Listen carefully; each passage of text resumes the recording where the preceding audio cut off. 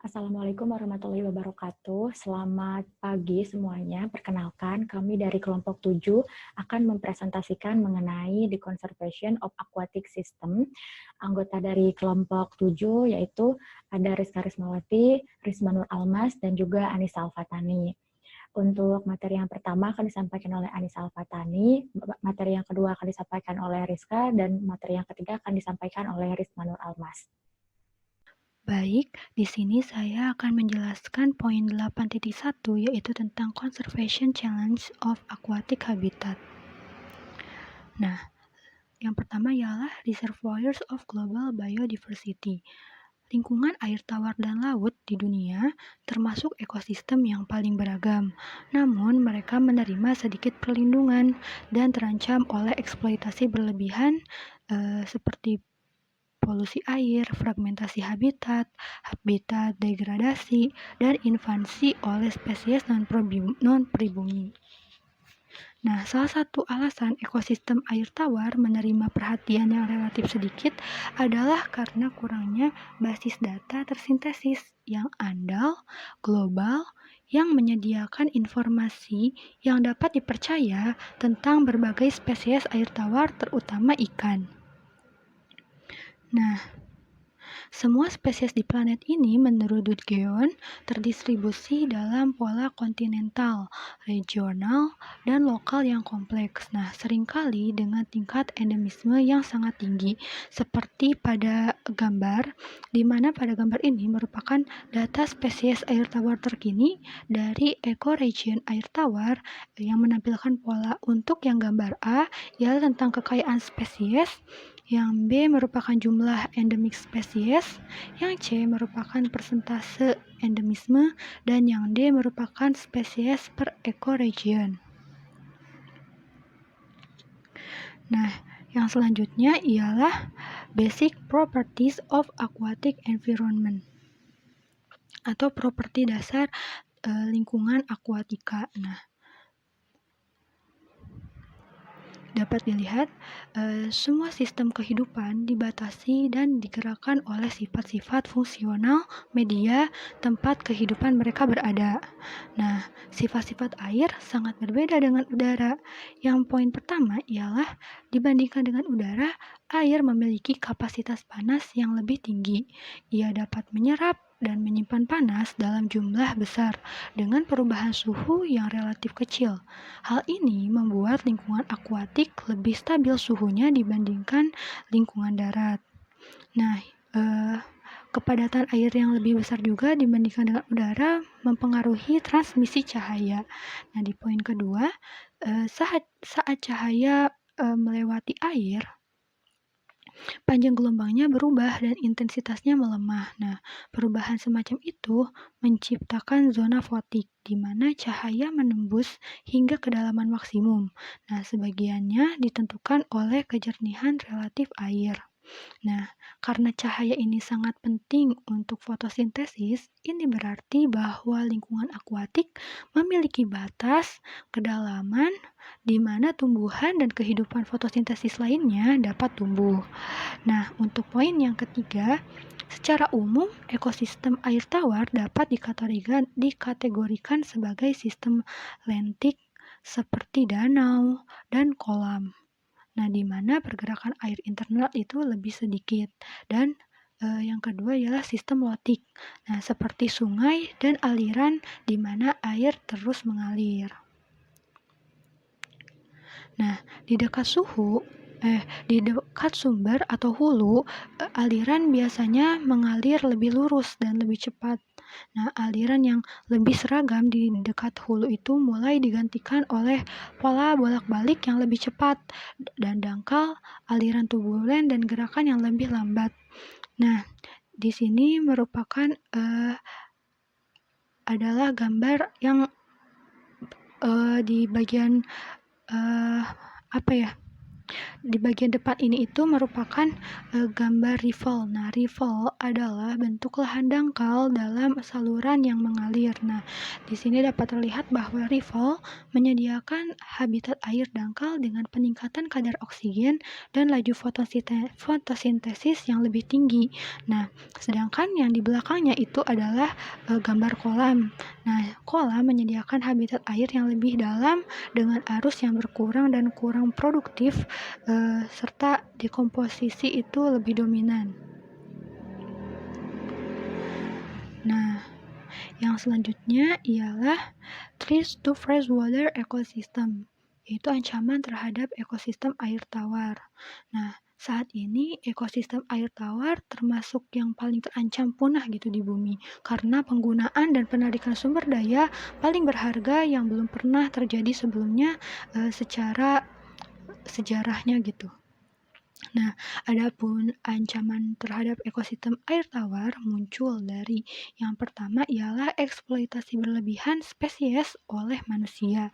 Yang kedua ialah degradasi habitat yang terkait dengan perubahan penggunaan lahan yang merusak. Nah, terutama ini pada perubahan penggunaan lahan yang menghasilkan tingkat erosi yang tinggi seperti itu. Lalu yang ketiga ialah pencemaran air.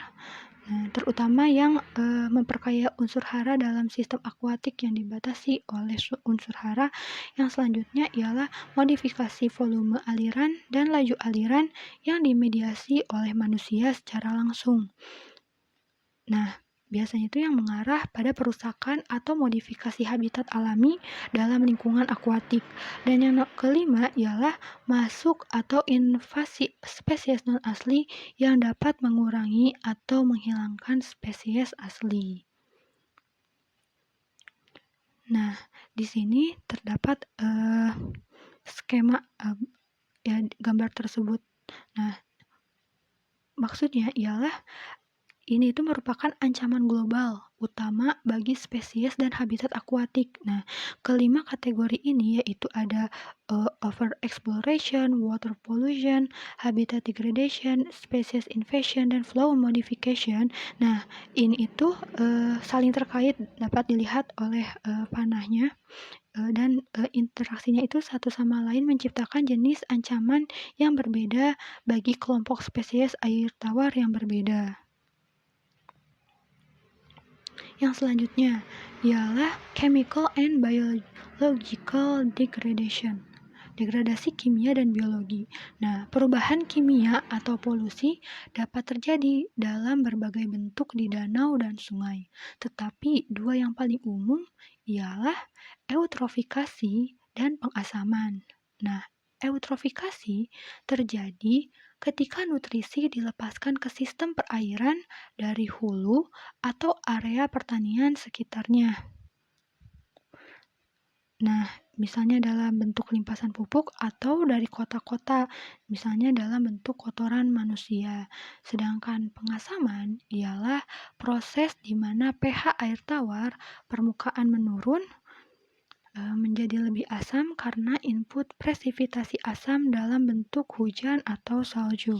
Nah, ketika sistem akuatik menjadi diasamkan, nah masalah itu dimulai dengan penurunan pH kan, karena input asam. Nah, terutama selama periode hujan lebat atau selama musim semi ketika salju mencair. Nah, efek yang paling umum dan langsung dari penurunan pH ialah adanya penghentian reproduksi pada banyak spesies ikan, amfibi, atau invertebrata air. Nah, bahkan ada beberapa spesies yang mengalami kematian langsung. Nah, sedangkan efek tidak langsung tetapi lebih merusak dari pH yang lebih rendah ialah adanya perubahan dalam reaksi kimia gitu yang terjadi di sistem akuatik, terutama pada ion logam seperti aluminium. Nah, apalagi kan aluminium mematikan bagi ikan karena dalam kondisi asam aluminium itu mengikat insang sehingga menghalangi pernapasan. Nah, yang selanjutnya ialah masuknya spesies eksotik menjadi ancaman yang lebih besar di habitat akuatik daripada di darat. Nah, contohnya itu di Kanada. Spesies invasif merupakan ancaman bagi 26 dari 41 spesies ikan yang terancam punah. Nah, di sini terdapat grafik di mana akumulasi spesies invertebrata asing yang tercatat tumbuh sepanjang waktu di 4 ekosistem air tawar utama di seluruh dunia dapat dilihat dalam PowerPoint. Jadi, pertumbuhan spesies invertebrata asing itu cepat gitu. Nah, yang selanjutnya ialah, seperti yang kita ketahui tadi kan terdapat 5 ancaman. Nah, yang merupakan ancaman spesies air tawar di seluruh dunia. Nah, perubahan seperti itu paling sering terjadi akibat pembangunan bendungan untuk membuat penampungan air buatan. Nah, perubahan hidrologi yang disebabkan oleh bendungan serta pengalihan buatan manusia lainnya menciptakan perubahan sistemik dalam sistem perairan. Nah, perubahan ini terjadi karena aliran yang lebih seragam yang dibuat oleh bendungan memungkinkan spesies non-asli menggantikan fauna asli yang beradaptasi secara lokal. Nah, sebagai pembatas, bendungan mempengaruhi pergerakan hewan dan tumbuhan, mengubah dinamika metapopulasi dalam ekosistem perairan. Nah, cara yang paling mudah dan semakin banyak digunakan untuk mengelola aliran di ekosistem air tawar adalah melalui alokasi air lingkungan, atau disingkat dalam EWA atau Environmental Water Allocation. Nah, di mana EWA ini meniru variabilitas alami dan menyediakan berbagai aliran selama siklus tahunan atau musiman.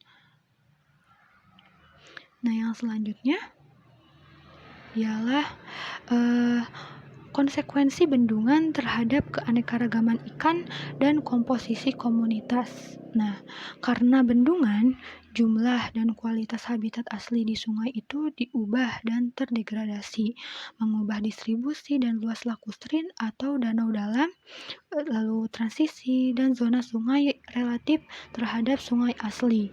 Nah, dan menciptakan penyaring lingkungan yang mengubah kekayaan dan kelimpahan komunitas ikan di waduk dari waktu ke waktu. Nah, contohnya itu ialah di Waduk Itaipu. Ya, nah di sini terdapat gambar merupakan zonasi longitudinal Waduk Itaipu di bagian atas lembah Sungai Paraná, Brazil, yang menunjukkan bagaimana proses ekologi utama berubah dan berbeda di setiap zona setelah waduk itu terbentuk. Jadi semakin kecil seperti itu. Nah, di sini juga terdapat grafik yang merupakan perubahan kekayaan dan kelimpahan spesies ikan di setiap zona. Nah, di sini terdapat kata reef yang merupakan singkatan dari zona riverine, lalu tra merupakan dari transisi, dan lak merupakan dari lakustrine di Waduk Itaipu. Dapat dilihat dari tahun 87 hingga tahun 97 itu mengalami penurunan. Nah, pembentukan waduk menciptakan daerah pelagis atau perairan terbuka dan perairan dalam yang luas. Nah, wilayah perairan terbuka dan dalam dicirikan oleh tingkat produktivitas, cahaya, dan oksigen yang rendah. Nah, seiring bertambahnya usia waduk, jumlah spesies semakin menurun menjadi rata-rata 20 spesies per waduk di waduk yang biasanya berusia lebih dari 20 tahun. Nah, karena bendungan menghalangi pergerakan ikan ke hulu, hilangnya spesies yang bermigrasi di waduk adalah penyumbang penurunan kekayaan spesies gitu, yang mencangkup banyak spesies ikan yang lebih besar. Nah, contohnya ialah ikan pacu atau Piaractus mesopotamicus yang merupakan salah satu dari banyak spesies migrasi di sungai Amerika yang jumlahnya itu menurun setelah adanya bendungan gitu. Pembangunan bendungan dan waduk. Nah, ini juga merupakan terdapat grafik gitu. Ikan ditangkap di Sungai Itaipu sebelum dan sesudahnya. Seperti itu. Yang biasanya contohnya itu yang dikasih tanda bintang biasanya itu pertumbuhannya itu cepat, tetapi setelah adanya pembuatan waduk itu menjadi sedikit gitu, menjadi lambat. Bahkan di sini grafiknya tidak ada. Nah, yang selanjutnya ialah bendungan. Dams are barrier to population persistence and reproduction. Jadi bendungan itu memiliki dampak yang merusak pada populasi spesies ikan diadrom yang berpindah dari air tawar ke air asin dalam siklus hidup normal mereka.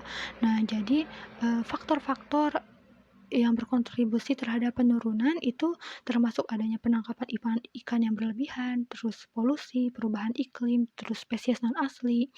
Nah, tetapi kerusakan terbesar itu bagi spesies yang bermigrasi adalah hilangnya habitat yang disebabkan oleh pembendungan sungai gitu dari jalur migrasinya. Nah, jadi sedangkan laju aliran dan volume merupakan variabel pengontrol yang mempengaruhi dinamika ekologi sungai. Nah, inilah yang terhalang oleh bendungan. Tetapi penelitian saat kini itu meneliti bahwa pemindahan bendungan itu dapat dilakukan dan sukses dilaksanakan seperti pada seperti pada tabel. Jadi di sini itu merupakan lokasi-lokasi yang memindahkan pemindahan bendungan gitu, dan sukses dilaksanakan. Yang selanjutnya ialah poin 8.2, yaitu pengelolaan habitat air tawar untuk konservasi. Nah, di sini untuk yang pertama adalah mengelola input kimia dan fisik ke dalam sistem perairan. Nah, karena masalah tadi kan seperti sedimentasi, eutrofikasi, dan pengasaman didorong oleh input, maka solusinya itu terletak pada regulasi input. Nah, metode yang paling langsung untuk menghentikan input ialah yang pertama, dengan memasang filter dan perangkat lain di dekat sumber input. Nah, yang kedua ialah mengelilingi garis pantai dan tepian dengan vegetasi yang dapat memberikan serapan hara. Nah, akan tetapi pemasangan filter dan ini itu mahal. Maka dari itu ada solusi lain, yaitu yang pertama adalah pengarukan. Pengarukan secara langsung menghilangkan sedimen dari danau, kolam, atau lahan basah, biasanya dengan mengikisnya secara fisik dari dasar, gitu kan, dengan mesin besar penggerak tanah.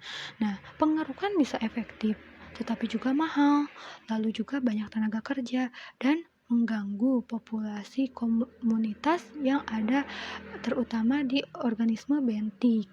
Yang selanjutnya adalah dengan manipulasi kimiawi. Nah, beberapa metode manipulasi kimia dapat efektif dalam menghilangkan fosfor dengan mengubahnya menjadi keadaan kimiawi lain atau mencegahnya memasuki dan berinteraksi dalam sistem. Nah, contohnya ialah dengan metode Riplox. Dan yang terakhir ialah biomanipulasi. Nah, kalau dengan biomanipulasi yaitu dengan menyerang masalah eutrofikasi dengan mengubah komunitas biotiknya. Yang selanjutnya ialah sistem danau sebagai kondisi stabil alternatif. Nah, sistem danau itu dapat sehubungan dengan fosfor ada dalam disebut keadaan stabil alternatif, di mana pada tingkat nutrisi yang sama mereka mungkin didominasi oleh makrofit yang terendam dalam air jernih atau oleh kepadatan tinggi fitoplankton dan air yang keruh. Nah, transisi dari satu keadaan ke keadaan lain tidak bertahap gitu, tidak bertahap tetapi cepat. Nah, teori seperti tersebut itu secara visual diilustrasikan dengan model marmer dalam cangkir atau marble in a cup. Nah, stabilitas sistem ini itu dapat dicapai melalui kombinasi manipulasi biologis dan kontrol input fosfor. Poin 8.3 yaitu membahas tentang mengelola sistem air tawar di tingkat lanskap. Nah, untuk poin 8.3.1 yaitu tentang protected areas for freshwater system. Jadi para pelestari habitat akuatik semakin menggunakan strategi dalam desain dan pengelolaan kawasan lindung air tawar yang dikenal sebagai pengelolaan tangkapan keseluruhan atau WCM atau Wall Catchment Management. Nah, ini itu mengasumsikan validitas model filter landscape. Nah, konsep filter landscape ini dapat digunakan untuk memprediksi secara akurat karakteristik komunitas biologis akuatik. Nah, tetapi jika tidak memungkinkan untuk melindungi seluruh daerah tangkapannya, maka salah satu alternatifnya adalah dengan menerapkan pendekatan MUM atau modul penggunaan ganda dalam bahasa Inggrisnya atau multiple use module. Nah, MUM ini itu terdiri dari inti pusat yang terlindungi dengan baik yang dikelilingi oleh serangkaian zona penyangga di mana berbagai aktivitas manusia diizinkan. Nah, rancangan ini itu dapat diterapkan pada kawasan lindung air tawar jika inti pusat terdiri dari badan air target, yaitu yang sudah tepat gitu, seperti sungai dan zona riparian Nah, yang selanjutnya ialah coarse filter approach for regional representation. Nah, jika ada data spesies yang kurang, representasi habitat regional, nah pendekatan filter kasar berfungsi sebagai alat utama untuk merepresentasikan keanekaragaman hayati dalam perencanaan konservasi regional. Nah, The Nature Conservancy atau TNC telah mengembangkan klasifikasi filter kasar untuk sungai, untuk danau, menggunakan 4 tingkat spasial. Dapat dilihat pada gambar di samping, yaitu level tertinggi dalam klasifikasi disebut Aquatic Zoographic Unit atau AZU. Nah, yang A yang berwarna kuning yang berfungsi sebagai elemen perencanaan keseluruhan dalam penilaian konservasi awal. Nah, dengan skalanya itu dapat dilihat 1:26 juta. Nah, yang B merupakan analisis tingkat kedua. Nah, bergantung pada identifikasi unit drainase ekologis atau EDU atau Ecological Drainage Units. Nah, EDU ini itu berada di dalam AZU. Dengan yang selanjutnya ialah klasifikasi tingkat ketiga, yaitu sistem ekologi akuatik atau AES, Aquatic Ecological System, yang berada dalam EDU tertentu gitu. Nah, AES ini adalah jaringan aliran yang mewakili berbagai area dengan pola geomorfologi berbeda yang diikat oleh proses lingkungan yang serupa seperti rezim hidrologi, nutrisi, dan suhu. Dan yang keempat ialah tingkat keempat ini dari sistem TNC adalah makro habitat yang mewakili unit klasifikasi berskala lebih halus yang dapat digunakan untuk membuat AES. Nah, makro habitat ini itu skala perkiraannya 1:1.200.000. Nah, poin 8.4 ialah wetlands, pools, and ponds. Nah, apakah itu lahan basah? Lahan basah didefinisikan sebagai tanah peralihan antara sistem darat dan perairan, di mana tabel air berada di atau dekat permukaan atau tanah tersebut ditutupi oleh air dangkal. Nah, lahan basah adalah sistem dan habitat yang berbeda dalam 3 hal. Pertama, mereka itu unik dalam hidrologi dari karakteristik keberadaan, kelimpahan, atau sumber atau airnya. Nah, hidrologi berinteraksi dengan ciri khas kedua dan ketiga, yaitu dengan lingkungan fisika atau kimiawi seperti karakteristik geografi, geologi, dan tanah, dan biota uniknya seperti spesies tumbuhan dan hewan yang khas. Nah, bersama-sama ketiga faktor ini itu berinteraksi untuk membentuk habitat lahan basah yang khas. Nah, lahan basah juga mendukung produktivitas primer dan biomasa tingkat tinggi. Nah, lahan basah biasanya berada di antara daerah perairan terbuka, yaitu di danau atau sungai, dan daerah dataran tinggi yang tanahnya itu tidak terlalu jenuh secara teratur atau berkala. Nah, lahan basah yang utuh dapat mengurangi efek banjir dan kerusakan bagi masyarakat hilir.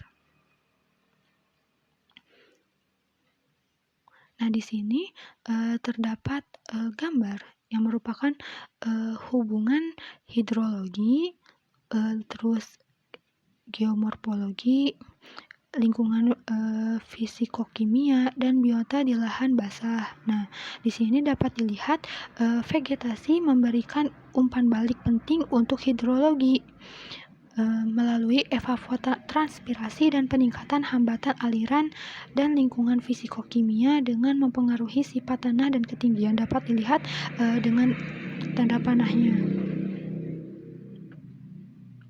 Yang selanjutnya ialah managing wetlands for conservation, mengelola lahan basah untuk konservasi. Nah,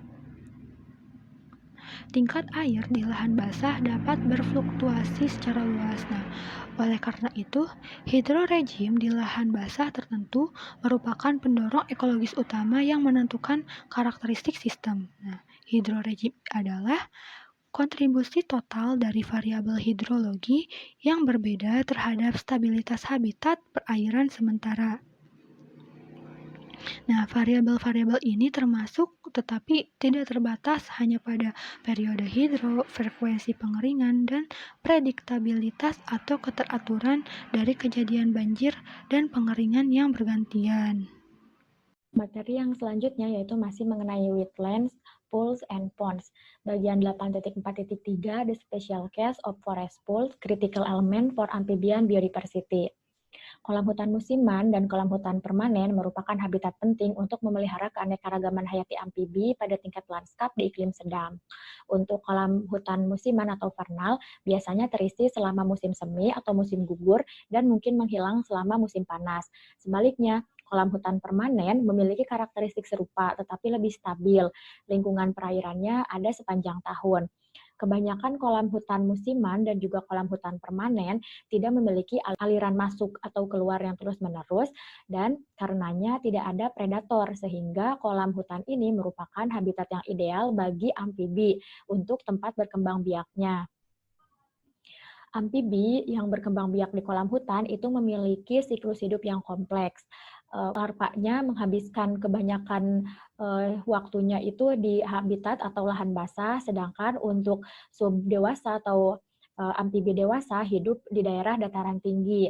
Nah, sehingga upaya untuk melindungi amfibi harus berfokus pada distribusi dan konektivitas berbagai habitat dalam suatu lanskap, terutama konektivitas kumpulan hutan dan kawasan hutan di sekitarnya yang menyediakan habitat untuk tahap kehidupan dewasa. Kemudian ada istilah habitat split. Habitat atau pembelahan habitat ini bisa disebabkan karena gangguan manusia, yang dimana habitatnya itu terbagi. Nah, pembelahan habitat ini memiliki efek yang relatif kecil pada amfibi dengan larvanya yang di darat, tetapi dapat menekan populasi spesies dengan larva air, terutama salamander. Pemisahan habitat juga mempengaruhi struktur dan kekayaan seluruh komunitas amfibi. Nah, kemudian kolam hutan dan amfibi yang bergantung pada kolam hutan itu pada dasarnya sulit untuk dikelola dan dilestarikan. Kenapa? Karena mereka itu kecil dan berada di bawah kanopi hutan, sehingga sulit untuk dideteksi dari jarak jauh menggunakan satelit atau citra udara. Kemudian si amfibi ini kan siklus hidupnya kompleks gitu, sehingga hidupnya itu ada yang di darat dan ada yang di perairan, sehingga kedua habitatnya itu memang harus dilestarikan gitu. Kemudian kolam hutan juga merupakan habitat yang sebenarnya rentan terhadap stres yang terkait dengan aktivitas manusia yang bersifat merusak atau menghancurkan. Nah, kemudian yang terakhir, kolam hutan juga sulit untuk dikelola itu karena memang mudah diabaikan gitu dibanding dengan elemen lanskap yang lain yang lebih besar seperti sungai, danau, rawa, dan hutan. Impact of small habitat mengenai keanekaragaman hayati tambak. Nah, jadi para konservasionis itu biasanya menganggap bahwa habitat besar itu merupakan target konservasi yang paling berharga. Tetapi penelitian terbaru menunjukkan bahwa habitat perairan kecil mungkin sangat penting bagi keanekaragaman hayati akuatik, terutama di daerah yang dibebani dengan pengaruh antropogenik yang kuat. Nah, misalnya ada di lanskap pertanian yang khas di Inggris Selatan. Terdapat banyak kolam-kolam kecil yang tersebar di seluruh lanskap. Nah, ternyata si kolam ini berkontribusi lebih besar dan untuk keanekaragaman hayati perairan regional daripada sungai, hilir sungai gitu. Nah, kemudian secara khusus indeks kelangkaan spesies atau spesies rarity yang dihitung di situs Inggris juga menunjukkan bahwa tambak biasanya memiliki nilai rata-rata tertinggi untuk makrofit dan invertebrata makro, serta nilai SRI tertinggi yang tercatat dan rentang nilai terbesar. Nah, bisa dilihat di tabel, ini di parit, di danau, di tambak, di sungai, dan di aliran. Nah, terlihat bahwa di tambak itu memiliki nilai yang besar dan totalnya juga yang paling banyak gitu, makrofit maupun makroinvertebrata. Jadi intinya dalam kekayaan spesies regional atau keanekaragaman gama, kolam sekali lagi merupakan kontributor utama yang mendukung nilai tertinggi untuk makrofit dan makroinvertebrata. Policies and practice that protect freshwater habitat. Yang pertama akan dibahas yaitu menghubungkan pemangku kepentingan, ilmuwan, dan pembuat kebijakan. Nah, jadi kasusnya itu ada di Australia, yaitu ada daerah yang bernama South East Queensland atau SEQ, yaitu merupakan wilayah dengan pertumbuhan tercepat di negara itu dengan populasi manusia yang lebih dari 3 juta. Nah, jika dilihat dari sudut pandang habitat akuatik, pulau ini memiliki 15 daerah aliran sungai dengan luas gabungan hampir 23.000 km persegi. Nah, kemudian debit dari daya air aliran sungai ini juga diterima ke Samudra Pasifik melalui perairan Teluk Moreton dan muara yang terkait seperti yang bisa dilihat pada gambar. Nah, semuanya ini memiliki nilai konservasi tinggi, kemudian mendukung perikanan yang signifikan dan digunakan secara luas untuk rekreasi dan pariwisata. Selain itu, nilai perairan ini juga sebenarnya sangat bermanfaat sehingga Stuart Bunn, yaitu seorang direktur Australian Rivers Institute, memimpin tim multidisiplin ilmuwan konservasi, pengelola, dan pakar kebijakan untuk tidak hanya mendokumentasikan kondisi habitat akuatik yang ada di wilayah ini, tetapi juga untuk mengembangkan rencana efektif untuk konservasi daerah aliran sungai yang dapat melibatkan komunitas pemangku kepentingan yang besar dan beragam dengan kepentingan pribadi dalam penggunaan kualitas air ini. Yang selanjutnya yaitu membentuk koalisi berbasis masalah. Yang dibahas di sini itu mengenai kemitraan saluran air yang sehat. Ini masih melanjutkan kasus yang di Australia. Jadi melalui kerja sama mereka dengan pemangku kepentingan, Stuart Bunn dan juga rekan-rekannya membentuk strategi pengelolaan kualitas air regional Queensland Tenggara yang mengarah pada pembentukan kemitraan saluran air Queensland Tenggara sehat. Nah, saluran air sehat Queensland Tenggara atau SEQHWP ini mengembangkan sistem dukungan manajemen lingkungan EMSS untuk memahami bagaimana titik dan sumber penyebaran sedimen dan nutrisi mempengaruhi kualitas air dan kemudian menentukan apakah sasaran kualitas air dapat dipenuhi di hilir.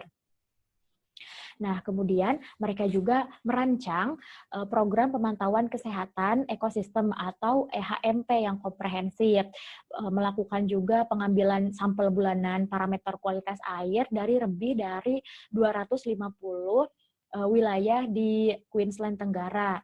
Nah, dalam pendekatannya yang berorientasi proses seperti pada gambar ini, program pemantauan kemudian menginformasikan, memasukkan data ke dalam model yang menunjukkan bagaimana fungsi ekosistem air yang sehat, kemudian bagaimana mereka menanggapi gangguan. Yang ketiga, komponen dan proses biologis apa dalam sistem yang merupakan indikator terbaik dari respon sistem, dan dari sana bisa ditentukan variabel terbaik untuk dipantau. Dan yang terakhir, diinformasikan juga bagaimana menentukan tindakan pengelolaan terbaik untuk meningkatkan kualitas air.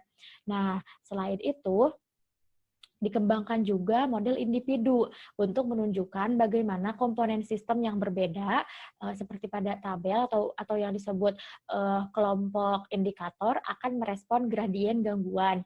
Pengguna lahan yang mengukur hilangnya vegetasi riparian, peningkatan kekurahan air, tingkat pengayaan hara sungai, dan variabel lainnya. Nah, dari sana timbul ada indeks untuk memprediksi status sistem akuatik dan arah perubahannya, dan indeks yang mengevaluasi sistem perubahan ikan. Memprediksi status sistem akuatik dan arah perubahannya, itu ada 3 indeks yang terbukti dapat diandalkan dibanding yang lain, yaitu yang pertama ada kekayaan famili atau PET. Kemudian yang kedua yaitu ada indeks signal. Yang ketiga ada kekayaan total atau jumlah famili invertebrata makro yang diidentifikasi dalam setiap sampel. Nah, kemudian selain itu juga ada indeks yang mengevaluasi status perubahan ikan yang memang terbukti memiliki sensitivitas tertinggi terhadap gradien gangguan. Yang pertama itu ada presentase spesies asli yang diharapkan atau PONSE. Nah, kemudian yang kedua ada presentase spesies asing, yaitu proporsi individu dalam sampel baru yang merupakan spesies asing atau spesies pendatang. Dan yang terakhir yaitu kumpulan ikan. Kumpulan ikan ini merupakan perbandingan komposisi spesies dalam komunitas yang diamati dengan yang diprediksi oleh model referensial. Keterlibatan legislator dan stakeholder dalam konservasi kolam hutan. Sejarah kasus Amerika Serikat. Jadi di Amerika Serikat, tepatnya di negara bagian Maine, timur laut Amerika Serikat, terdapat kolam hutan permanen dan kolam hutan musim semi yang berlimpah dan merupakan ciri lanskap umum. Kemudian, David Hart dan Aram Calhoun itu merupakan 2 ilmuwan konservasi yang telah melakukan pekerjaan ekstensif dengan kolam pernal dan bekerja secara efektif untuk memobilisasi masyarakat untuk konservasi. Nah, dari sana mereka melaporkan bahwa kurangnya koordinasi antara regulasi lahan basah federal dan negara bagian. Sehingga dari sana timbullah tanggapan dari Badan Legislatif Maine yang mengeluarkan resolusi legislatif pada tahun 1993 yang membentuk Satuan Tugas Lahan Basah untuk merekomendasikan perubahan pada program lahan basah di negara bagian. Nah, dari sana muncullah kelompok tugas, yaitu Vernal Poor Working Group atau VPWG. Nah, kelompok ini mengembangkan pendekatan multicabang untuk memenuhi mandat untuk meningkatkan konservasi kolam, mengidentifikasi dan mengisi kesenjangan dalam pengetahuan sains, mendidik pemangku kepentingan tentang sumber daya, dan melibatkan mereka dalam pemecahan masalah dan mengembangkan mekanisme regulasi atau non-regulasi untuk melestarikan kumpulan pernal. Pekerjaan ini tidak hanya menjelaskan pentingnya pelestarian jenis lahan basah, tetapi juga menunjukkan cara melibatkan dukungan masyarakat luas yang mengarah pada konservasi mereka. Kemudian VPWG Maine ini juga memberikan contoh upaya konservasi yang efektif secara politik dan sosial di lingkungan yang berpengaruh terhadap lokal. Yang selanjutnya yaitu bahasan baru mengenai habitat laut dan keanekaragaman hayati. Yang akan dibahas pertama yaitu mengenai penghancuran lingkungan bentik. Komunitas bentik laut itu termasuk yang paling unik dan beragam di bumi secara fisik dan biologisnya. Tetapi mereka rentan terhadap aktivitas manusia yang dapat mengubah dan menurunkan ketika sumber daya mereka diekstraksi dengan cara yang merusak. Salah satu cara agar struktur komunitas bentik atau hunian dasar dapat diubah adalah dengan menggunakan jaring pukat dasar. Nah, seperti yang bisa dilihat pada gambar di sini itu bisa dilihat bahwa yang pertama, foto pertama di sini itu masih terdapat kumpulan makhluk yang kompleks dan beragam, misalnya seperti cacing tabung, spons, dan banyak bentuk kehidupan lainnya. Kemudian foto bawahnya itu menunjukkan tempat yang sama, tapi setelah adanya jaring pukat untuk menangkap ikan ataupun lain sebagainya. Nah, ini itu habitatnya itu musnah dan juga seluruh penghuninya juga musnah. Nah, dari sini itu merupakan contoh visual yang jelas dari perusakan habitat laut melalui model konseptual dari efek alat tangkap pada habitat laut yang berbeda yang dapat ditemukan di landas kontinen. Kemudian, nah bisa diperhatikan 8 kategori berbeda di sini, mulai dari tingkat yang paling sederhana dari pasir, kemudian ada lumpur hingga bongkahan batu yang merupakan yang paling kompleks. Nah, di sini bisa diperhatikan bahwa tiap tiap kategori itu ditambah nilai 1 kecuali dari kategori 6 sampai kategori 8. Jadi Auster menetapkan skor kompleksitas numerik untuk setiap kategori habitat. Nah, karena habitat menjadi lebih kompleks, skornya tidak meningkat secara linear seperti yang barusan dijelaskan. Dari 6, 7, 8 itu tidak meningkat seperti yang di atas-atasnya. Contohnya itu seperti ini. Di nomor 6, Pebble Cobble with Foam Cover itu tidak menerima 1 poin seperti yang sebelum-sebelumnya, tetapi langsung menerima 5 poin karena muncul elemen dari semua kategori. Kemudian di kategori 7 juga dia muncul elemen dari semua kategori, kemudian ditambah poin tambahan 2 karena memiliki celah-celah batu dangkal dan memiliki pelindung arus. Model ini itu memprediksi bahwa efektivitas aktivitas penangkapan ikan terhadap kompleksitas habitat bersifat non-linear. Semakin kompleks habitat aslinya, maka semakin besar hilangnya kompleksitas dari aktivitas yang tadi pukat hela itu. Bahasan yang selanjutnya yaitu mengenai polusi di kolam air. Nah, habitat laut terdegradasi dari sumber berbasis darat. Degradasi tidak langsung namun ekstensif ini memiliki banyak agen penyebab yang sebagian besar secara langsung mempengaruhi kualitas dan karakteristik air laut itu sendiri. Nah, berdasarkan tabel 8.6 sebenarnya ada banyak sekali, misalnya seperti eutrofikasi, kemudian sedimentasi, dan polusi termal yang berbasis kedekatan terhadap terhadap sumber polusinya. Nah, dengan demikian ini tuh memiliki efek besar terhadap lingkungan pesisir dan muara. Di sini tuh seperti ada herbisida, pestisida, anti-fouling paint and agent, sedimen dan turbidity. Nah, kemudian ada petroleum hidrokarbon. Kemudian selain itu limbah radioaktif lain dan juga racun yang terus-menerus seperti PCB, kemudian DDT dan senyawa serupa itu dapat melakukan perjalanan jarak jauh.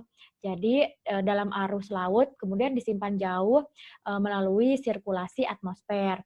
Nah, kemudian polutan ini dapat menyebabkan kerusakan habitat dan menghancurkan populasi hingga ribuan mil dari sumber asalnya. Pesan yang selanjutnya yaitu mengenai perusakan habitat di lingkungan perairan dangkal. Yang dibahas di sini itu adalah lamun. Nah, yang pertama yang dibahas adalah lamun sebagai komponen ekosistem laut. Seperti yang bisa dilihat pada gambar bahwa lamun merupakan tumbuhan berbunga yang membentuk padang rumput bawah laut yang luas di seluruh samudra pesisir dunia, menopang berbagai jaring makanan laut, menyediakan habitat bagi banyak spesies pesisir dan memainkan peran penting dalam keseimbangan ekosistem pesisir dan mata pencaharian manusia.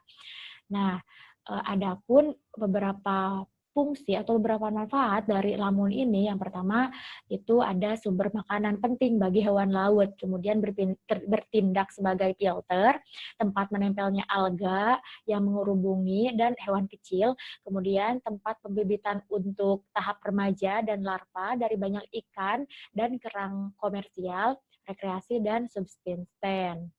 Pembahasan selanjutnya yaitu masih mengenai lamun atau padang lamun, seagrasses as species of conservation concern. Nah, jadi padang lamun ini juga ternyata merupakan spesies yang terancam. Hampir seperempat, sekitar 15 spesies dari semua spesies lamun diklasifikasikan oleh IUCN sebagai terancam, terancam punah atau rentan atau hampir punah. Kemudian 3 spesies itu dimasukkan ke dalam daftar terancam punah, 5 spesies hampir terancam, dan 22 spesies atau sekitar 31% itu mengalami penurunan populasi. Nah, jadi memang spesies lamun ini di seluruh dunia mengalami penurunan gitu. Nah, padang lamun pesisir terdegradasi, rusak, dan hancur sebagai akibat dari perkembangan manusia dan polusi terkait serta perusakan habitat. Dampak utama dari aktivitas tersebut adalah hilangnya kejernihan dan kualitas air akibat eutrofikasi yang disertai dengan pemuatan sedimen. Praktik perikanan yang merusak seperti pukat dan aquaculture juga merusak habitat lamun, seperti halnya kerusakan mekanis dan perahu, pemasangan tambat, dan dermaga terkait. Kemudian, penyakit seperti penyakit wasting juga mengancam beberapa lamun yang menyebabkan penurunan dalam jumlah skala besar. Nah, salah satu jenis lamun yang biasa disebut eelgrass atau Zostera marina itu menjadi sasaran upaya konservasi dan restorasi yang intensif karena memang menurun. Kemudian, nah, eelgrass di Teluk Chesapeake juga menurun sejak 1960-an. Nah, seperti terlihat di gambar, dengan kerugian yang disebabkan oleh kualitas air yang memburuk dan peningkatan pemuatan nutrisi. Masalah terakhir mengakibatkan pertumbuhan makroalga yang berlebihan pada daun eelgrass. Nah, sehingga mengurangi kemampuan untuk berfotosintesis dan bernapas. Akhirnya eelgrassnya menurun. Selain itu, eelgrass juga telah dirusak secara langsung, secara fisik oleh aktivitas manusia, termasuk pengerukan hidrolik, kemudian adanya jaring parut pada tanaman, kemudian ada baling-baling perahu, dan ataupun hilangnya habitat dari operasi aquaculture. Nah, ini sangat memengaruhi eelgrass sehingga menjadi rusak. Nah, kemudian saat ini ilmuwan melaporkan penurunan semua spesies vegetasi air yang tenggelam di Teluk Chesapeake yang mendorong pengelolaan sumber daya, politisi, terus kelompok lingkungan, dan masyarakat umum untuk memobilisasi upaya besar untuk meningkatkan kualitas air secara keseluruhan. Dan salah satu bagian dari inisiatif konservasi yang dihasilkan adalah upaya untuk memulihkan eelgrass ada lagi gitu di tempat yang semula sudah ada. Pembahasan selanjutnya yaitu mengenai perusakan habitat dan keanekaragaman hayati laut. Yang dibahas di sini itu mengenai ancaman terhadap terumbu karang. Nah, terumbu karang seperti yang bisa dilihat pada gambar ini disebut sebagai hutan hujan tropis laut. Nah, terumbu karang di seluruh dunia itu sebenarnya hanya menutupi kurang dari 1% luas dunia dan sekitar 10% luas permukaan laut, tetapi menyumbang lebih dari 25% keanekaragaman hayati bumi. Kemudian ekosistem terumbu karang ini merupakan pusat keanekaragaman hayati karena menggabungkan unsur-unsur struktur, unsur hara, kualitas air, dan cahaya untuk menciptakan lingkungan yang menguntungkan dan produktif bagi makhluk hidup. Secara fisik, tubuh terumbu karang menyediakan substrat dan titik pelekatan bagi banyak spesies, terutama kelompok spesies yang lebih menetap seperti krustase dan moluska. Nah, terumbu karang dengan segala keindahan dan keanekaragamannya merupakan sistem yang rapuh. Mereka dapat dengan mudahnya terdegradasi atau dihancurkan oleh penyakit, pemutihan, sedimen, polusi, penangkapan ikan berlebihan, atau kerusakan langsung oleh sebab-sebab alami seperti angin topan, ataupun aktivitas manusia seperti penambangan atau peledakan. Nah, untuk pemutihan atau bleaching ini merupakan respon yang terjadi pada karang yang tertekan suhu. Saat terjadi pemutihan, akan terjadi hilangnya dinoflagellata endosimbiotik atau zooxanthellae yang hidup di dalam polip karang yang terjadi sebagai respon dari stres karang terhadap suhu. Jadi ketika ada perubahan suhu yang ekstrim, terumbu karang ini dapat mengalami bleaching atau pemutihan. Nah, suhu air sekecil 1-2 derajat Celcius di atas suhu maksimum normal jika dipertahankan bahkan selama beberapa minggu akan menyebabkan pemutihan. Dan meskipun pemulihan itu dimungkinkan, tetapi karang yang pulih biasanya menunjukkan lebih sedikit polip, kemudian luas permukaannya juga lebih sedikit. Kemudian pertumbuhannya terlambat, kemampuan bersaingnya berkurang, dan rentan terhadap kematian. Juga rentan terhadap penyakit lain. Nah, bleaching itu sebelum 1970 itu masih belum dikenal, tetapi sekarang merupakan masalah yang sangat dikenal ataupun masalah besar yang terjadi di seluruh dunia. Nah, selain itu, perusakan terumbu karang juga terjadi melalui penangkapan ikan dengan bahan peledak atau ini merupakan suatu bentuk perusakan langsung terumbu karang, di mana bahan peledak digunakan untuk mengambil ikan dari terumbu karang, sehingga terumbu karangnya bisa rusak. Pembahasan kali ini itu mengenai teknik rehabilitasi terumbu karang. Yang pertama itu melalui pendekatan biologis. Nah, membangun terumbu karang dengan transplantasi karang. Nah, salah satu metode yang telah lama digunakan untuk memulihkan terumbu karang itu dikenal dengan istilah berkebun karang atau coral gardening. Jadi, karang hidup dibudidayakan di laboratorium akuatik atau pembibitan karang dan kemudian ditempatkan pada bangunan buatan di dekat terumbu karang seperti yang bisa dilihat pada gambar, atau bisa juga langsung di terumbu karang yang rusak yang telah kehilangan koral aslinya. Nah, dengan menggunakan pendekatan ini, karang hidup ditransplantasikan dari satu lokasi ke lokasi lain, dan pembangunan terumbu dipercepat dengan menggunakan elektrolisis. Jadi mengalirkan arus dari air ke terumbu karang, di dekat terumbu karang, bukan untuk meningkatkan pengendapan kalsium, karbonat, dan meningkatkan pertumbuhan karang yang ada atau karang yang ditransplantasikan. Nah, dari sana ada teknik lanjutan yaitu penerapan teknik fusi mikrokoloni atau mikrokoloni fusion, di mana fragmen dari koloni yang berbeda dapat digabungkan bersama untuk menghasilkan koloni yang lebih besar dan tingkat pertumbuhan yang lebih cepat. Nah, perpaduan dari beberapa koloni karang kecil bisa meningkatkan laju pertumbuhannya, kemudian memungkinkan mereka memperoleh lebih banyak sumber daya dari substrat lingkungannya, kemudian menempati lebih banyak ruang fisik dan mencapai ukuran yang dibutuhkan untuk kematangan seksual dan bereproduksi. Nah, kemudian karangnya juga bisa lebih rentan terhadap kerusakan atau pemangsaan. Nah, koloni yang awalnya kecil, dari sana koloni yang awalnya kecil dan terpisah, tumbuh, kemudian menyatu dan berkembang. Nah, dengan fragmen yang lebih besar, kemudian tumbuh dengan kecepatan yang lebih cepat pula. Mengenai pendekatan struktural, dan di sini itu studi kasusnya restorasi dengan terumbu buatan yang terjadi di Taman Terumbu Karang di Taman Nasional Komodo TNEK Indonesia. Nah, jadi kan pernah rusak, kemudian telah dilakukan konservasi dan berhasil dengan pendekatan biologis. Namun karena pendekatan biologis ini memang mahal dan terjadi tingginya kematian dalam transplantasi karang, jadi Fox dan kawan-kawannya itu mengambil pendekatan struktural. Jadi melakukan percobaan restorasi terumbu menggunakan bahan murah yang memang bisa diperoleh secara lokal di Indonesia. Nah, percobaannya itu dalam petak seluas 1 meter persegi, kemudian mereka mengukur keberhasilan kolonisasi karang baru pada jaring ikan bermata lebar yang menempel pada puing-puing batu. Kemudian lempengan semen yang ditempelkan pada puing-puing dan tumpukan batuan di atas puing-puing. Nah, meskipun percobaannya itu memang langkah pertama yang bermanfaat, tetapi rehabilitasi itu ternyata tidak dapat berhasil dengan efektif dengan menggunakan plot kalau misalkan 1 meter kali 1 meter persegi.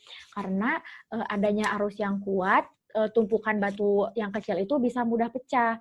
Nah, sehingga dilakukanlah percobaan dengan menggunakan tumpukan puing batu seluas 100 meter persegi atau 10 meter kali 10 meter di petak-petaknya itu.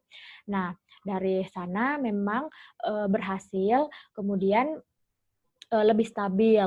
Nah, pada akhirnya meskipun teknik rehabilitasi yang tadi sudah disebutkan itu menjanjikan untuk menyelamatkan terumbu karang di beberapa lokasi, tetapi hal semua itu tidak akan berguna ketika pengelolaan cagarnya tidak efektif untuk menghentikan praktik perusakan. Baik, di sini saya akan menjelaskan mengenai eksploitasi yang berlebihan pada populasi laut. Yang pertama ada runtuhnya perikanan laut. Jadi pada tahun 2014, ahli biologi kelautan Rebecca Lewison dan rekan-rekannya melakukan survei global yang ekstensif tentang perikanan laut dunia. Mereka melaporkan kepada Akademi Ilmu Pengetahuan Nasional Amerika Serikat sejak 1950 total produksi perikanan dunia telah meningkat dari 19,3 juta ton menjadi lebih dari 154 juta ton.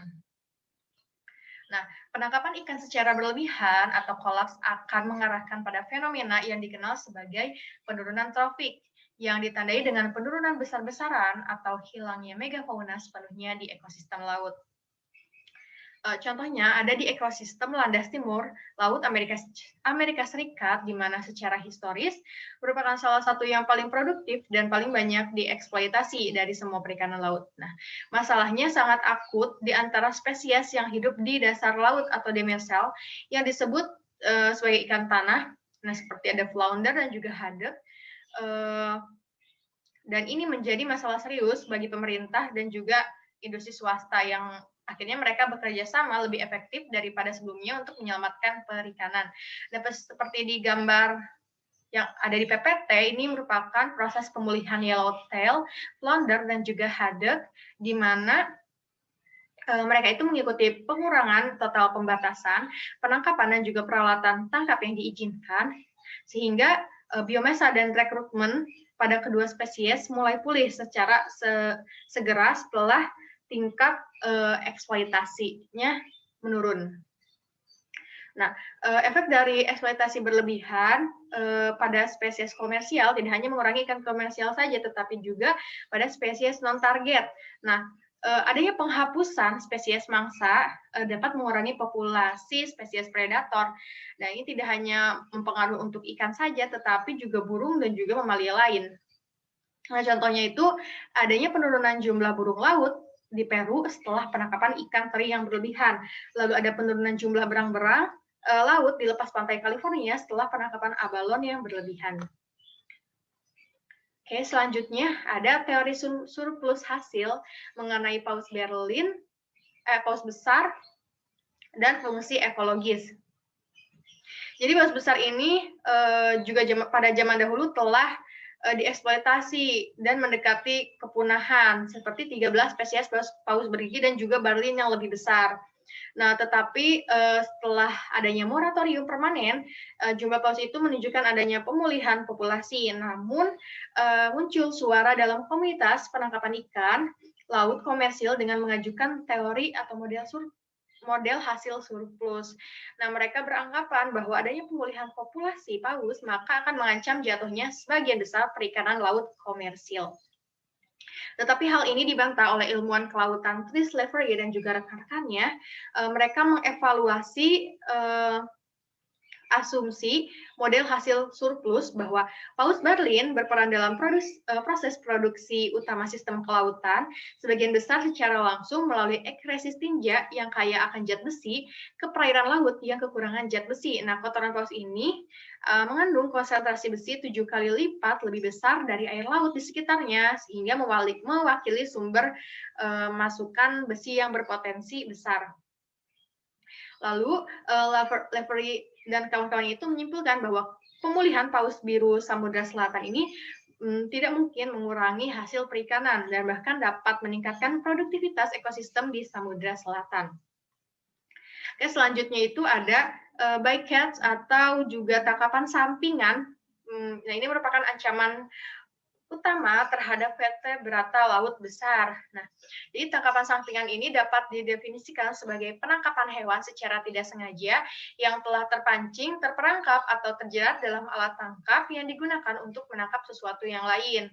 Nah, tidak hanya hewan yang tertangkap saja, hewan tersebut juga dapat lepas dari alat tangkap dan melarikan diri. Tetapi dalam kasus seperti ini, biasanya individu itu akan mengalami gangguan dalam mencari makan, kemudian peningkatan hambatan dalam kemampuannya untuk berenang, bisa juga terinfeksi akibat luka dari peralatan seperti kail pancing ataupun jaring, kemudian bisa mengalami pendarahan internal, kerusakan jaringan, dan juga bisa mati. Yang artinya bahwa bycatch ini bukan hanya ancaman nomor satu bagi konservasi megafauna laut, tetapi juga bagi kesehatan dan kesejahteraan fisik mamalia laut besar, di mana ini ada contoh dari tangkapan sampingan. Nah, tangkapan sampingan ini dapat menyebabkan pemusnahan suatu spesies, bahkan ketika spesies tersebut malah telah sepenuhnya dilindungi dari pemanen komersial. Nah, contohnya itu ada Vaquita atau Pocoena sinus, di mana ini merupakan spesies lumba-lumba endemik Teluk California, Meksiko, yang saat ini dianggap sebagai mamalia paling terancam di dunia. Selanjutnya itu mengurangi dan juga mencegah efek tangkapan sampingan. Nah, ada beberapa teknik dan strategi yang dapat diterapkan untuk mengurangi bycatch. Yang pertama itu adanya penutupan waktu dan area selama periode penggunaan dan aktivitas vertebrata laut, terutama mamalia laut. Ini dapat mengurangi kemungkinan terjadinya perjumpaan antara spesies non-target dengan peralatan penangkapan ikan. Yang kedua itu mengurangi jumlah upaya penangkapan ikan, terutama jumlah kapal penangkap ikan yang diizinkan di suatu daerah atau jumlah alat tangkap yang diperbolehkan dipasang oleh setiap kapal juga akan mengurangi kematian bycatch. Lalu ketiga ada modifikasi dan penggunaan alat tangkap dapat mengurangi pertemuan antara vertebrata non-target atau vertebrata laut dan alat tangkap. Selanjutnya saya akan menjelaskan mengenai perlindungan habitat laut dan keanekaragaman hayati melalui area yang dilindungi, yaitu ada cagar alam laut. Nah, yang pertama ada konteks, tujuan, dan strategi pengelolaan cagar laut. Nah, upaya konservasi laut ini telah menggunakan tiga pendekatan dasar. Yang pertama itu membuat rencana pengelolaan khusus kawasan yang mengarahkan upaya konservasi untuk kawasan atau spesies yang ditargetkan. Lalu kedua ada membangun suaka laut, di mana aktivitas pengambilan atau penangkapan tidak termasuk, atau membangun kawasan perlindungan laut KKP. Lalu strateginya itu dalam pertimbangan ukuran pengelolaan cagar laut, yaitu kawasan lindung harus cukup luas untuk menampung sebagian besar organisme laut dalam batas-batasnya. Jadi ada zona-zona yang ditentukan.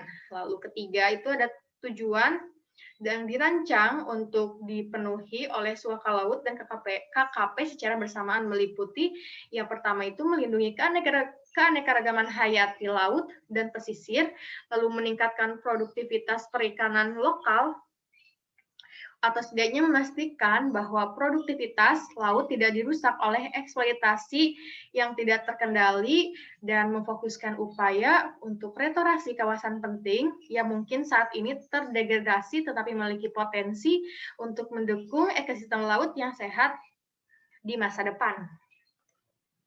Nah, selanjutnya, ini merupakan contoh dari perlindungan di tingkat ekosistem. Ada Taman Laut Great Barrier Reef Australia. Nah, ini merupakan salah satu kawasan perlindungan laut utama di dunia dan bagian dari program cagar biosfer dan situs warisan dunia. Great Barrier Reef ini sendiri adalah kompleks yang luas, sekitar 2.900 individu terumbu karang dan 250 case atau pulau-pulau rendah atau terumbu yang terbuat dari pasir dan karang yang membentang di sepanjang landas kontinen di timur laut Australia dari selatan Tropic of Capricorn hingga Selat Torres. Sistem ini memiliki 71 genus karang. Nah, seperti dilihat di gambar, ini terdapat terumbu karang yang penuh warna dan indah dari kawasan laut yang dilindungi untuk konservasi keanekaragaman hayati laut, tetapi dikelola dengan pendekatan multiguna dan multijonasi yang memungkinkan aktivitas berbeda di berbagai bagian sistem terumbu. Nah, selanjutnya pengolahan bersama. Nah, dapatkah otoritas bersama memberikan konservasi yang lebih baik? Nah, jadi GBRMP itu yang saya jelaskan sebelumnya itu dikelola di tingkat nasional oleh pemerintah Australia. Salah satu alternatif model pemerintahan tradisional dalam membangun dan melindungi cagar laut adalah pengolahan bersama. Jadi pengolahan bersama ini adalah strategi konservasi yang berupaya untuk secara bersamaan menangani masalah biologis, budaya, kemudian ekonomi, dan juga politik melalui kolaborasi dan integrasi dalam upaya konservasi antara masyarakat lokal dan otoritas pemerintah. Nah, bisa dilihat di gambar, ini merupakan zona pengolahan di bagian Capricornia di Taman Laut Great Barrier Reef, Australia. Nah, ini ada aktivitas dari guide atau penjaga, apa saja sih zona-zona yang aktivitas apa saja yang diperbolehkan di zona-zona tersebut. Jadi di GBRMP ini terdapat beberapa zona. Yang pertama itu ada zona umum yang digunakan, lalu ada zona perlindungan habitat, ada zona taman konservasi, ada zona penyangga, zona riset ilmiah, zona taman laut nasional, dan juga zona pelestarian. Nah, mungkin saya akan mencontohkan. Jadi di sini tuh ada program turis. Nah, program turis ini diizinkan pada semua zona kecuali zona pelestarian. Oke, selanjutnya contoh lain dari pengelolaan bersama itu ada juga di daerah Komoro, di mana pemerintah Komoro ini dengan bantuan dari IUCN dan juga pendanaan dari Fasilitas Lingkungan Global, Bank Dunia, dan Program Pembangunan Perserikatan Bangsa-Bangsa, mendirikan Taman Laut Moheli di Republik Islam Federal Komoro. Nah, tujuan taman ini adalah untuk menghentikan hilangnya keanekaragaman hayati di Komoro, sekaligus mengembangkan peningkatan kapasitas dan partisipasi lokal dalam pengelolaan sumber daya alam. Taman ini memiliki beragam lingkungan, salah satunya kawasan pantainya termasuk beberapa pantai merupakan tempat bersarang terbaik di dunia untuk penyu hijau atau Chelonia midas. Lalu bisa dilihat di gambar, ini ada penyu hijau yang mendapatkan manfaat dari pengelolaan konservasi di Taman Laut Moheli. Oke, yang terakhir, ada kawasan konservasi laut dan juga perikanan komersial. Jadi ada hubungannya antara konservasi laut dengan perikanan komersial, di mana beberapa ilmuwan perikanan dan konservasionis ini berpendapat bahwa jawaban atas masalah perikanan komersial yang runtuh mungkin saja akibat pembentukan suaka laut yang dimaksudkan untuk melestarikannya. Nah, mereka menegaskan bahwa cagar laut harus menjadi landasan bagi bentuk baru pengelolaan perikanan berdasarkan perubahan cara pandang yang radikal. Nah, ada ahli yaitu ada Locke dan kawan-kawan. Mereka mempunyai kesimpulan bahwa cadangan atau cagar alam dapat secara simultan mengarah pada perlindungan stok dan juga tingkat tangkapan yang lebih tinggi. Nah, ini dimungkinkan untuk memaksimalkan tangkapan sambil melindungi stok. Nah, kesimpulan radikal tetapi rasional bahwa kawasan perlindungan laut memberikan pendekatan terbaik untuk menerapkan prinsip kehati-hatian dan mencapai keberlanjutan dalam perikanan laut. Jadi tidak hanya menjaga saja, tetapi juga mencapai keberlanjutan dalam pengelolaan perikanan laut. Nah, kemudian ada juga data empiris dari cagar laut yang melengkapi teori dari Locke dan kawan-kawan. Nah, ini mendukung nilainya dalam memulihkan populasi ikan. Nah, misalnya pada Rus dan Alcala tahun 1996 membandingkan kepadatan dan biomasa ikan predator besar di dua cagar laut kecil di cagar laut kecil di Filipina. Nah, dengan dua lokasi kontrol yang serupa, nah mereka menemukan bahwa semakin lama suaka dilindungi dari penangkapan ikan, semakin besar peningkatan kepadatan dan biomasa ikan predator besar. Tetapi mereka juga mencatat bahwa penangkapan ikan yang tidak diatur di dalam cagar, bahkan untuk waktu yang singkat, menghilangkan perolehan biomasa dan kepadatan yang membutuhkan waktu bertahun-tahun untuk mencapainya.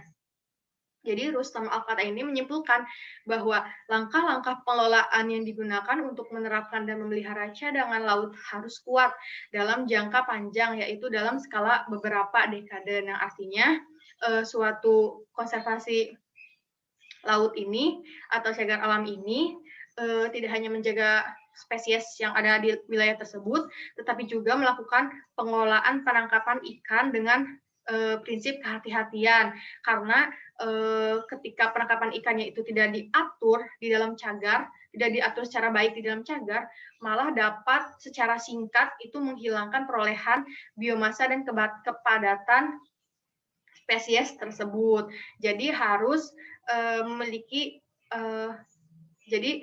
dalam kawasan perlindungan laut itu harus memberikan pendekatan terbaik gitu. Adanya prinsip hati-hatian dan juga dalam proses pengelolaan perikanan laut dan juga perlindungan spesies di kawasan tersebut. Oke, baik, terima kasih. Saya kembalikan ke moderator. Baik, itu saja presentasi dari kelompok 7. Terima kasih atas perhatiannya. Untuk sesi diskusi, kami tunggu pertanyaan dari setiap kelompok. Wassalamualaikum warahmatullahi wabarakatuh.